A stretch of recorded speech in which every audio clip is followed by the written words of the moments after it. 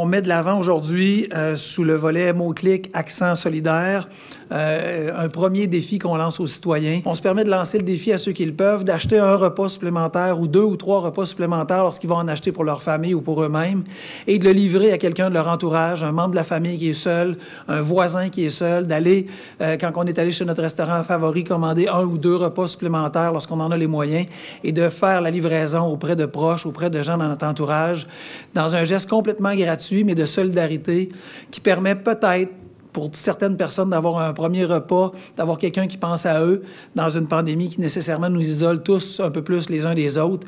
Bien, il y a là un geste qu'on encourage nos citoyens à faire, ceux qui le peuvent, qui sera bon pour nos restaurateurs, mais qui sera bon aussi pour garnir ces liens sociaux qui sont si importants, particulièrement en temps difficiles comme c'est le cas présentement. On va travailler très fort, comme vous le voyez, à maintenir notre offre de loisirs tant que les contraintes sanitaires le permettront, à maintenir nos activités, à faire en sorte, et on aura d'autres défis à vous lancer, là, les équipes de la Ville travaillent fort et il y en a de très beaux pour les familles qui s'en viennent, mais à faire en sorte qu'à travers cette pandémie-là, on soit capable de trouver les points d'ancrage, de rester, j'ai envie de dire, sur le sol, malgré que des fois ce sol-là bouge sous nos pieds, et de se dire on va le vivre ensemble, et comme Ville, on va être là pour vous, autant que faire se peut, on va tout mettre en œuvre avec nos employés qui sont dédiés pour faire en sorte que malgré la situation, il y ait des choses pour vos familles et des choses pour vous. On n'a pas de situation qu'on estime critique aujourd'hui. Tous nos services sont en cours, mais évidemment, on surveille au quotidien. Puis, s'il venait qu'à avoir des changements, vous en seriez avisés. Il faut comprendre qu'on a beaucoup d'employés aussi qui sont en télétravail. Alors, COVID, pas COVID, sont en mesure d'offrir leurs prestations de travail.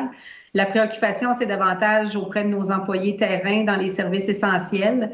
Et c'est avec eux là, que le suivi est fait.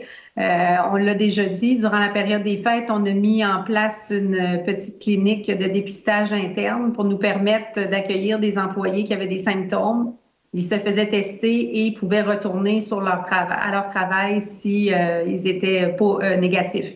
Alors ça nous a permis là, de nous assurer de maintenir les services. Juste à titre indicatif, aujourd'hui, c'est 162 cas COVID, mais c'est pas nécessairement des gens absents parce que j'ai des gens en télétravail qui peuvent avoir la COVID, mais qui font leur prestation de travail.